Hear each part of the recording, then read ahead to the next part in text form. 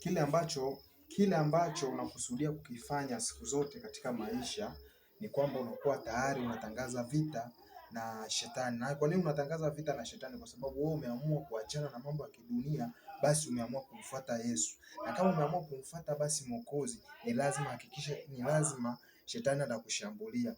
Na kwa nini anakushambulia? Na ni kwa nini watu wengi sana kwenye hii dunia, watu walioko katika ufalme wa shetani wanaonekana wanafanikiwa, na ambao wako katika ufalme wa Mungu wanaonekana sana wanadelay? Ni kwa sababu wale ambao wako upande wa Mungu ni kwamba walitangaza vita, kwamba sisi tuko vitani, na kwamba walimtangazia shetani vita, na ndiyo maana sasa mashambulizi kwao yanakuwa ni mengi. Wale ambao wako upande wa shetani, katika falme za shetani, hawana vita yoyote, na ndiyo maana tunasoma katika vitabu vyetu vya dini vinatuambia kwamba Mungu wetu ni mwenye huruma, mwenye upendo, mvua yake inawanyeshea waovu na wema. Maana yake ni nini? Kwamba unapoamua kumchagua Mungu wa mbinguni, unakuwa wewe sasa tayari unakuwa umetangaza vita ambayo haitokaa iishi hata siku na moja. Lakini unapokuwa upande wa shetani, unakuwa wewe hauna vita. Kwa hiyo unaweza ukafanya kitu fulani kikaenda. Kwa nini kinaenda? Kwa sababu unakuwa hauna vita yoyote ambayo inayokushambulia, kwa sababu anayetuletea vita,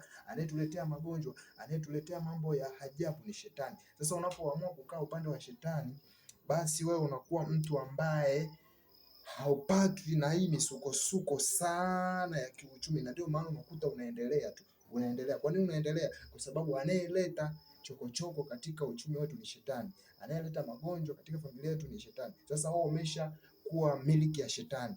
Kwa kama umesha kuwa chini ya shetani, na maana shetani hakusumbui wala hakuangaishi kwa chochote. Lakini wale ambao wako upande wa Mungu, shetani anawasumbua. Kwa nini anawasumbua? Ili watoke kwa Mungu.